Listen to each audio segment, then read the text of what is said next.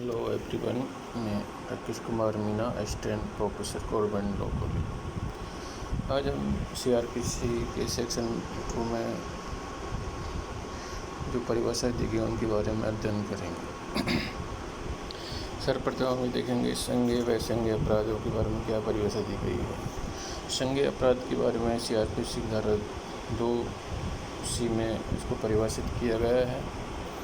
संज्ञेय अपराध वो होते हैं जिनको इस संहिता की प्रथम अनुसूची तथा किसी अन्य प्रबंध विधि में संज्ञेय अपराध घोषित किया गया है और जिसके लिए पुलिस अधिकारी बिना वारंट के गिरफ्तार कर सकता है, इसको संज्ञेय अपराध कहते हैं। संज्ञेय अपराध होते हैं जो प्रति संहिता की प्रथम अनुसूची में तथा किसी अन्य प्रबंध विधि में संज्ञेय अपराध घोषित किए गए हैं और जिसके लिए पुलिस अधिकारी बिना वारंट के गिरफ्तार कर सकता है। असंज्ञेय अपराध के बारे में भी सेक्शन 2 के L में इसको परिभाषित किया गया है। इसमें असंज्ञेय अपराध वे होते हैं जो संज्ञेय नहीं हैं और जिसके लिए पुलिस अधिकारी बिना वारंट के गिरफ्तार नहीं कर सकता। असंज्ञेय अपराध होते हैं जो संज्ञेय नहीं है और जिसके लिए पुलिस अधिकारी बिना वारंट के गिरफ्तार नहीं कर। असंज्ञेय अपराधों में पुलिस अधिकारी बिना वारंट के गिरफ्तार नहीं कर सकता। हमको यही ध्यान रखना पड़ेगा कि असंज्ञेय अपराधों में पुलिस अधिकारी बिना वारंट के गिरफ्तार नहीं कर सकता। संज्ञेय व असंज्ञेय अपराध में क्या अंतर होते हैं? सर्वप्रथम फर्स्ट अंतर के अंदर पुलिस को गिरफ्तार करने की शक्ति के संबंध में है। संज्ञेय अपराधों के मामलों में पुलिस को बिना वारंट के गिरफ्तार करने की शक्ति है।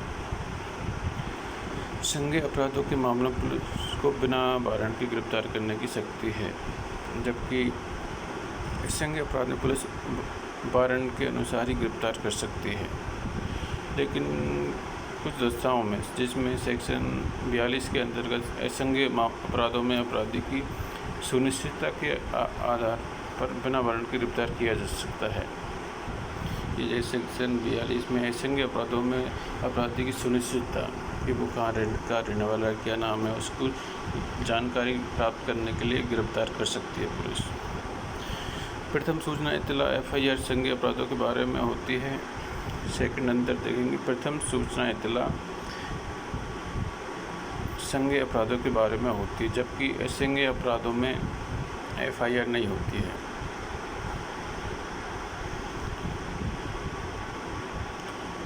थर्ड अंतर देखेंगे, संज्ञेय अपराधों में पुलिस अधिकारी मजिस्ट्रेट के आदेश के बिना अन्वेषण करने की कार्रवाई करने की शक्ति रखता है, जबकि संज्ञेय अपराधों में पुलिस अधिकारी मजिस्ट्रेट के आदेश के बिना अन्वेषण करने की कार्रवाई करने की शक्ति रखता है।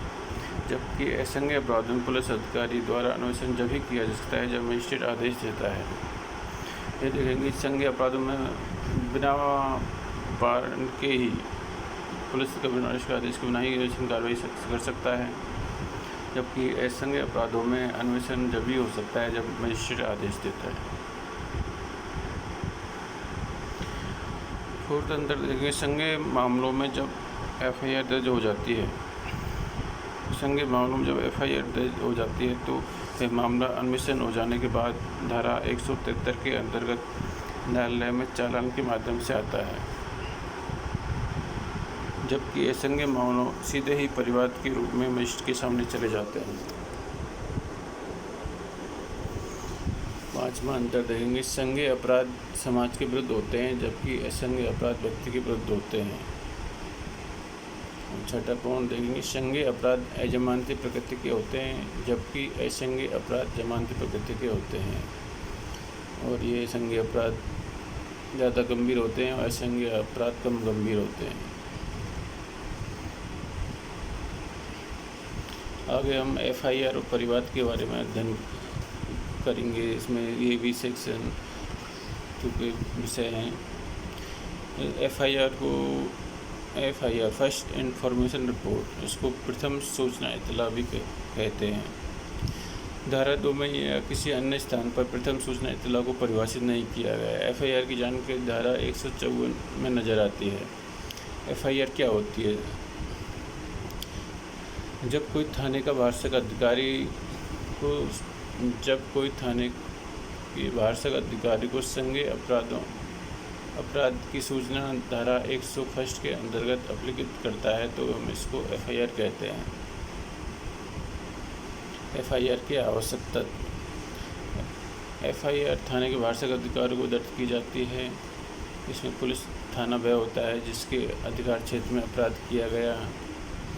FIR संज्ञेय अपराधों के बारे में होती है।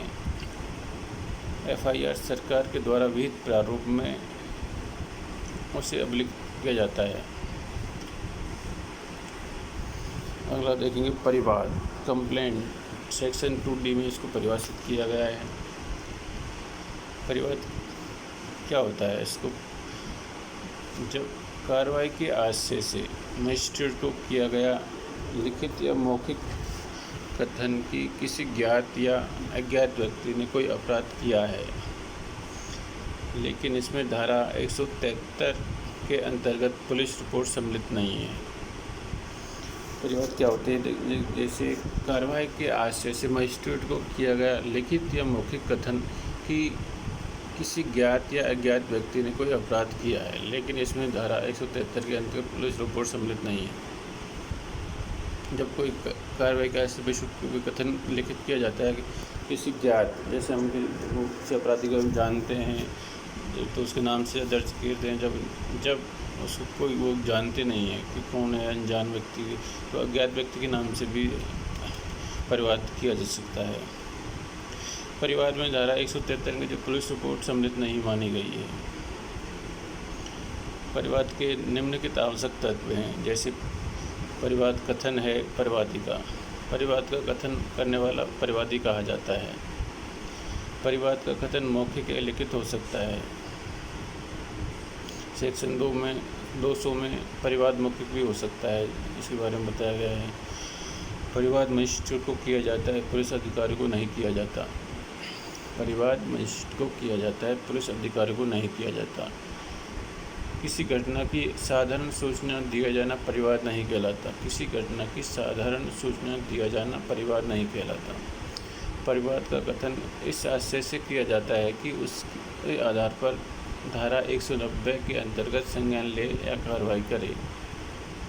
अगला तक देखेंगे परिवाद किसी भी अपराध के बारे में किया जा सकता है। परिवाद किसी भी अपराध के बारे में किया जा सकता है, चाहे वह संज्ञेय हो या असंज्ञेय अपराध। धारा 173 के अंदर पुलिस रिपोर्ट परिवाद नहीं कहलाती, लेकिन इस नियम का एक अपवाद है। धारा 2D के स्पष्टीकरण में दिया गया है, अगर अन्वेषण संज्ञेय अपराध के लिए किया गया हो और अन्वेषण के दौरान असंज्ञेय अपराध का साक्ष्य मिले तो ऐसी दशा में पुलिस अधिकारी को परिवादी माना जाता है और पुलिस रिपोर्ट को परिवाद माना जाता है। अब हम समन मामला और वारंट मामले के बारे में अध्ययन करेंगे। समन मामला सेक्शन 2W में परिभाषित किया गया है। समन ऐसे अपराध होते हैं जो 2 वर्ष तक के कारावास से अथवा जुर्माने से अथवा दोनों से दंडनीय हो। ऐसे मामले समन मामले कहे जाते हैं। और वारंट मामले को सेक्शन 2 के X में परिभाषित किया गया है। इस वारंट मामले ऐसे अपराध से संबंधित मामले होते हैं जो मृत्युदंड, आजीवन कारावास या 2 वर्ष से अधिक अवधि के कारावास से जुर्माना सहित रहित दंडनीय हो, वारंट मामले कहे जाते हैं।